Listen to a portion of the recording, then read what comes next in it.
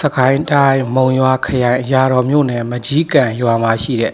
စေရီတော်မြစ်ကြီးကနေပြီးတော့ယနေ့မနက်မှာရောင်ကြီးတော်ကြီးလွတ်နေတာပဲဖြစ်ပါတယ်ဗုဒ္ဓဘာသာဝင်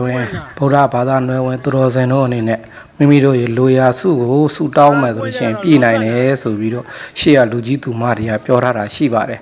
ဒါကြောင့်မလို့မိမိတို့ရဲ့လူရာဆန္ဒတွေကိုစုတောင်းရင်ဖူးမြော်နိုင်စေရန်ကျွန်တော်မှထပ်ဆင်ပြီးတော့ကူးယူဖော်ပြပေးလိုက်ခြင်းဖြစ်ပါတယ်ခင်ဗျာအားလုံးလူရဆန္ဒတွေပြေဝကြပါစေတာဓုတာဓုတာဓုပွင့်တယ်ဒီမဲ့ဒီလားနည်းနည်းရသွားပြီ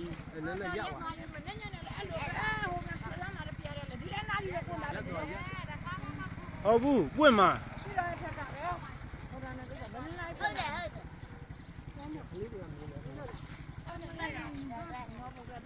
မမြင်ဘူးပြခလေးဒီလားဒီမဲ့အားလာမှာအောင်မလီအားမပွင့်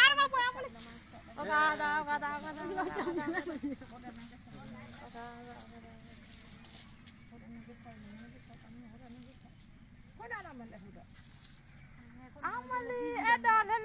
အောင်မလီတခါကြုံကဟုတ်လို့ဒီခုနကျရနာအဲ့လိုပဲလက်ဆောင်ပဲလက်စုကလောင်းတော့အောင်မလီလက်ပုံမျိုးအောင်မလီမရဘူးဒါပြောအဲ့လိုပြရမှာမရဘူးအမေမခုမဟွာမလို့တော့ခုနလက်နာပဲဒီမဲ့လက်နာတဲ့ဒီမဲ့အော်ဟုတ်တာဟိုမ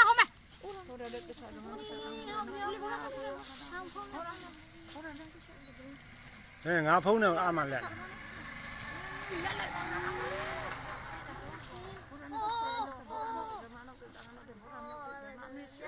မရဘူးအဲ့ဒါကနာပဲရောင်းကြည့်ရတဲ့ကတပည့်အဖျားတော့တာဘောရနာနုတ်တဲ့မနုတ်တဲ့တန်ခါဘောရနုတ်တဲ့မနုတ်တဲ့တန်ခါဘောရနုတ်တဲ့မနုတ်တဲ့အမလီအားရငါကမတရားပါ